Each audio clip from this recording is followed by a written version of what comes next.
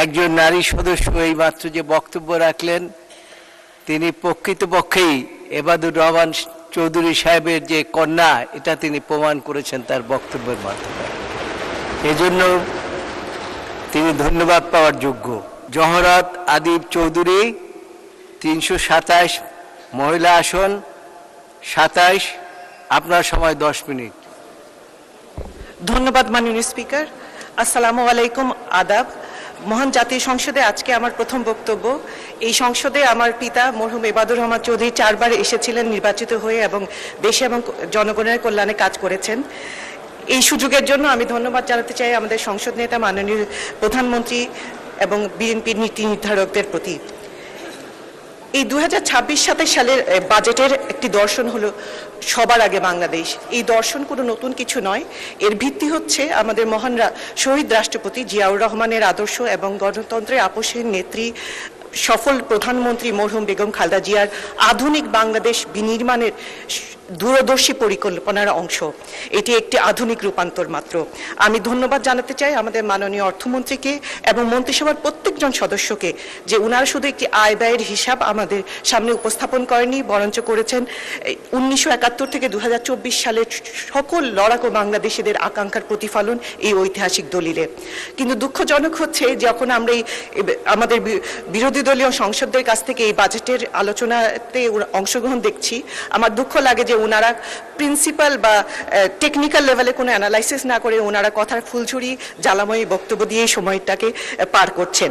এখানে আমি যদি মাননীয় স্পিকার আমি যদি 2026-27 সালের বাজেটকে অ্যানালাইসিস করি, আমি লাস্ট 25 ইয়ার্সে যতগুলো বাজেট ছিল তার কিছুটা স্টাডি করার চেষ্টা করেছি এবং যখন আমি দেখি যে এখানের মধ্যে কয়েকটি নজিরবিহীন স্ট্র্যাটেজিক্যাল শিফট নোটিস করেছি। এর মধ্যে যেটা মেজর আমি বলবো সেটা হচ্ছে ইনস্টিটিউশনাল রিফর্ম এবং যে ডিরেগুলেশনের ফোকাসটা। বিগত দশকগুলোতে আমরা মেগা প্রজেক্ট, মিথ্যা জিডিপি গ্রোথের ফুলঝুরি শুনেছি, কিন্তু এবার ক্লিয়ারলি একটা ফোকাসড অ্যাপ্রোচ নিয়ে আসা হয়েছে যেখানে long term sustainable organisational capability build করা হচ্ছে থ্রু ইনস্টিটিউশনাল গভর্নেন্স রিফর্মের মাধ্যমে, ডিরেগুলেশনের মাধ্যমে, যার এক্সাম্পল হচ্ছে simplified business registration, licensing process, service level agreement যেখানে টাইম বাউন্ড অ্যাপ্রুভালের অ্যাপ্রোচ নিয়ে আসা হচ্ছে। এছাড়া আমরা দেখছি সামষ্টিক অর্থনীতির একটা স্ট্রাকচারাল ওভারহল যেখানে কাগজে মুদ্রা ছাপানো বন্ধ করে ধীরে ধীরে আমাদের বেসরকারি খাতের বিনিয়োগে উৎসাহিত করার জন্য ঋণ ব্যবস্থার সম্পূর্ণ রিস্ট্রাকচারিং।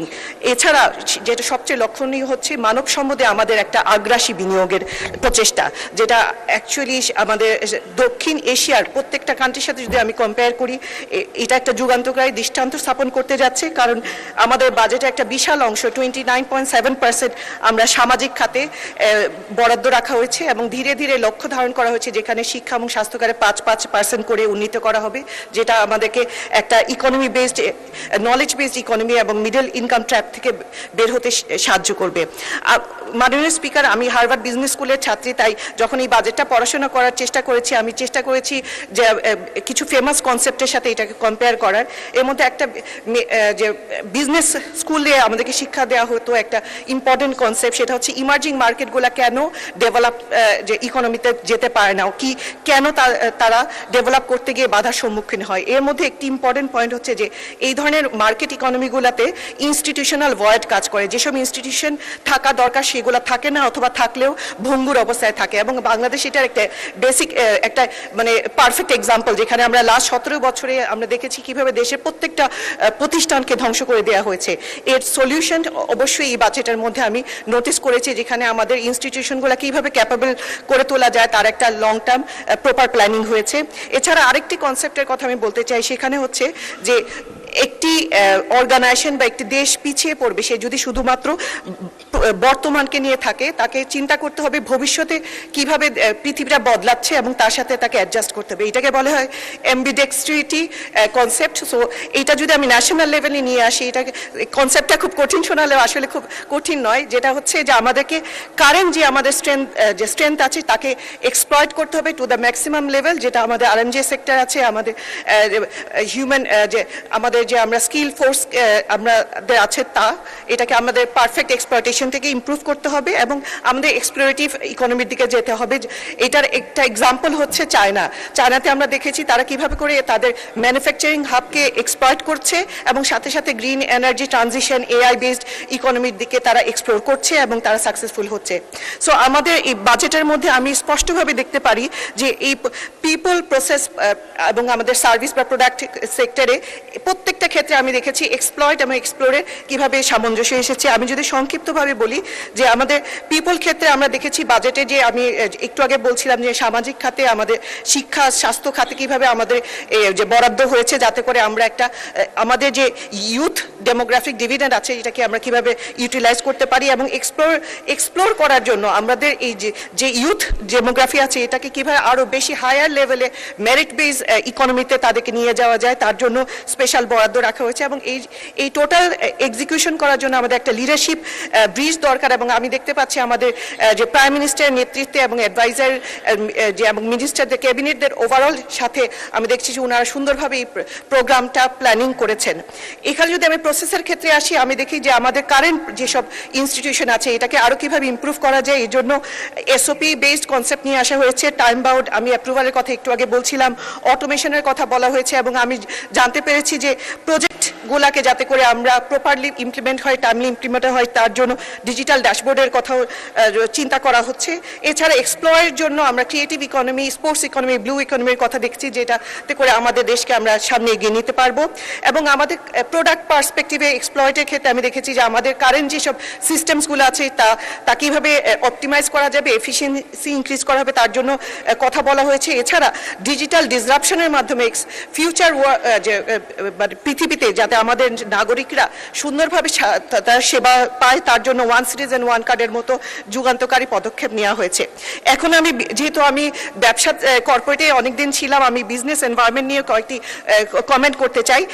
এই বাজেটের মধ্যে মেজর যেসব বড় ব্যবসা প্রতিষ্ঠান আছে তাদেরকে এবং এসএমই এন্টারপ্রেনারদের জন্য ইকুয়ালি খুব ভালো ভালো কিছু পদক্ষেপ নেওয়া হয়েছে। মেজর বিজনেসদের একটা মেজর কমপ্লেইন ছিল যে প্রেডিক্টেবল ট্যাক্স স্ট্রাকচার নাই। আমাদের যে এই বাজেটের মধ্যে প্রতিশ্রুতি দেওয়া হয়েছে যে নেক্সট 5 বছর কর কাঠামো অপরিবর্তিত থাকবে যেটা একটা খুবই যুগান্তকারী পদক্ষেপ। এছাড়া হ্যারাসমেন্ট ফ্রি ট্যাক্স কমপ্লায়েন্সের জন্য ফেসলেস অটোমেটেড সবকিছু ফাইলিং থেকে শুরু করে audit selection process risk base করা হচ্ছে যেটাকে আমি সাধুবাদ জানাই। প্রফিট রিপ্যাট্রিয়েশনের জন্য 30 দিনের একটা টাইম বাউন্ড যে এসএলএ দিয়ে দেওয়া হয়েছে যেটাও অবশ্যই ব্যবসায়ীরা খুবই যে সানন্দে গ্রহণ করেছেন। এছাড়া ডিসপিউট রেজলিউশনের ক্ষেত্রে এডিআরকে আরো এফেক্টিভ করা হচ্ছে। অ্যাপিল ফাইলিং এর ক্ষেত্রে ফিসকে অনেকভাবে কমিয়ে দেওয়া হয়েছে যাতে এবং জরিমানা মওকুফের মতো প্রণোদনা দিয়ে লং টার্ম যেসব মামলাগুলো কোর্টে পেন্ডিং পড়েছে তা রিজলভ করার জন্য তাদেরকে প্রণোদনা দেওয়া হয়েছে।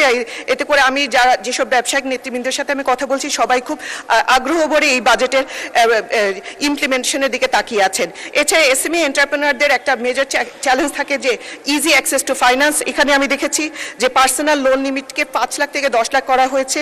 ক্রেডিট কার্ডে কোলাটেরাল ফ্রি করে দিয়ে হয়েছে 10 লাখ থেকে 20 লাখ। ই লোন যেটা ডিজিটাল ক্যাশলেস ইকোনমি তৈরি করার জন্য আমাদের খুবই কাজে লাগবে সেখানে 50,000 টাকা পর্যন্ত ডিজিটালি ই লোন ডিসপার্স করা যাবে। এই প্রত্যেকটা পদক্ষেপ আমাদের small cottage entrepreneur home based মহিলা এন্টারপ্রেনার ইউথদেরকে সাহায্য করবে। এছাড়া আমি অনেকগুলো আসলে বলে শেষ করা যাবে না অনেকগুলো প্রণোদনা দেওয়া হয়েছে। 0% টার্নওভার ট্যাক্স থেকে শুরু করে ফ্রিল্যান্সারদেরকে ট্যাক্স এক্সাম্পশন দেওয়া হয়েছে। আরেকটি বড় যে চেঞ্জ হচ্ছে সিম্পলিফাইড ট্যাক্স কমপ্লায়েন্স যেটা ফ্ল্যাট রেট টার্নওভার ট্যাক্স দেওয়া হয়েছে।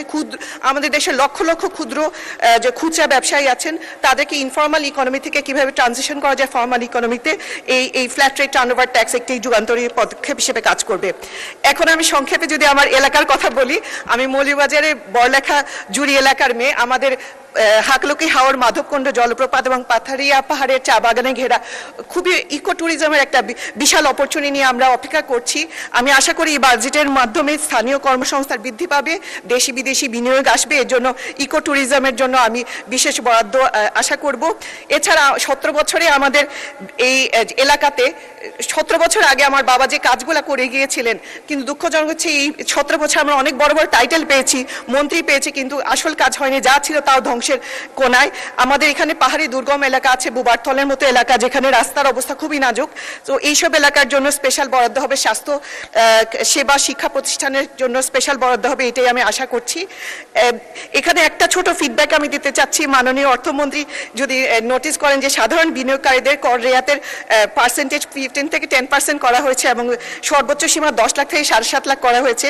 এইটা কমানোর কারণে সাধারণ বিনিয়োগকারীরা কিছুটা আশাহত, তাদের ব্যক্তিগত বা সামাজিক নিরাপত্তা কিছুটা হলে কমেছে। আমি আশা করব এটা বিষয়ে একটু পুনর্বিবেচনা করবেন। আর লাস্টলি বলতে চাই, সূরা ইউসুফের মধ্যে যে ন্যাশনাল বাজেটিং এর কনসেপ্টটা আছে, আমাদের এই বাজেটের মধ্যে আমি সম্পূর্ণ প্রতিফলন দেখেছি। এর জন্য আমি